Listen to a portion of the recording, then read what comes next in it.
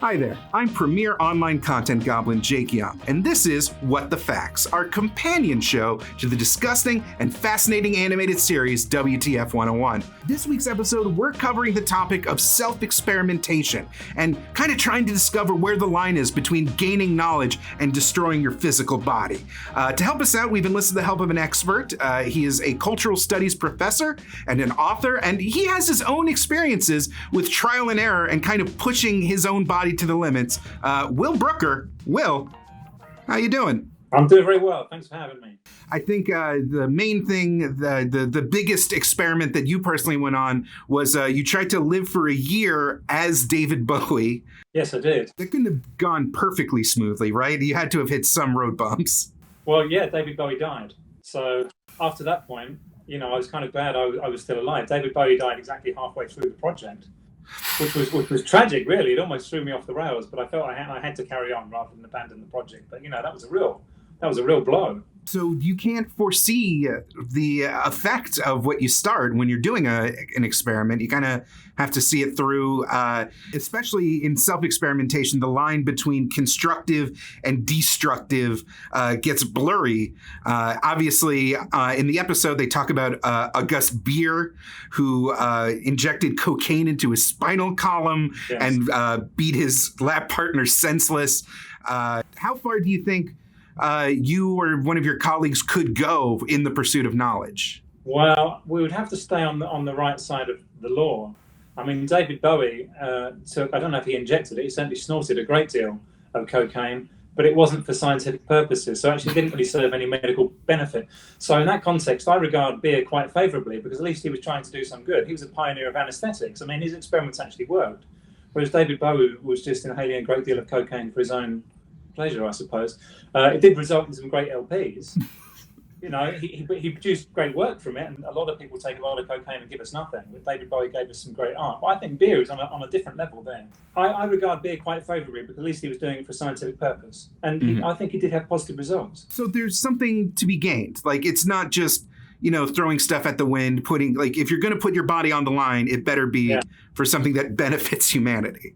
I think that's right. Whether it's art or science. I mean, I understand, college humour isn't called college serious, so it wasn't going to be a take on what these guys have actually contributed. But I think there's another way of looking at all those cases where we can see them actually of having some benefit and providing some use. Have you witnessed, in your years in academia, someone kind of going above and beyond the line in the pursuit of knowledge at their own risk? I think I'm my prime example of that. I think I've gone to more of an extreme than anyone else I know. I mean, I did try and live on milk and red pepper, like David Bowie did in the mid-1970s. And that's quite extreme, really, isn't it? To actually make yourself thinner. That's, it's definitely a project that I've undertaken and with mixed results. Less for art and more for just finding affordable pants. But I understand. That's important. That's important as well. Yeah. Another story that was covered is Frederick Herschel, just devouring gravel and glass and metal. It's not as extreme as milk and peppers. I'd rather have milk and peppers, actually. I haven't had milk and peppers. I'd rather have that than gravel. But look, this guy too. Again, I understand that the animation was taking a certain take on stories. That guy invented cellulose. He recognised the importance of cellulose flour in diet products. So he actually contributes to the modern diet industry. His name's on dozens of papers. He actually he wasn't just some guy with pica. He absolutely contributed to the human endeavor. But it had to have affected his personal life. And, you had to do so much for your experiment. Were there social consequences for what you were doing? I didn't lose any friends. I say that cautiously. I don't think I lost any friends. I think the advantage is that, being English, we have a long tradition of eccentricity and of tolerating and appreciating people who are a bit odd, harmlessly odd. I think in other countries it might not have flown to the same extent, but the British media treated me with kind of amusement and interest.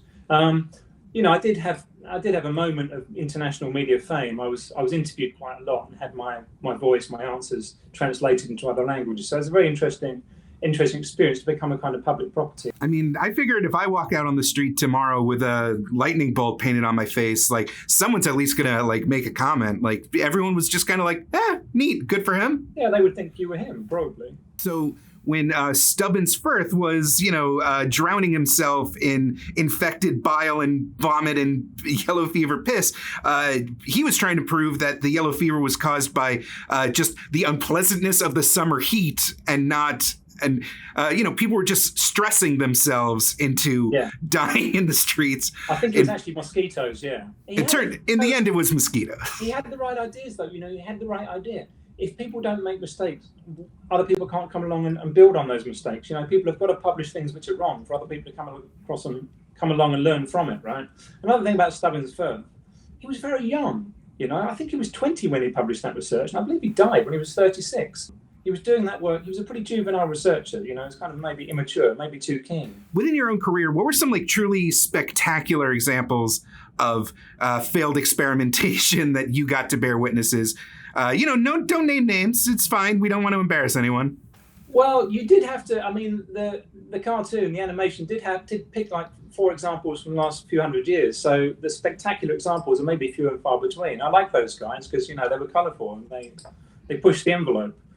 I think that's the kind of people we should celebrate. People who tried strange things to see what would happen. A lot of people don't do that.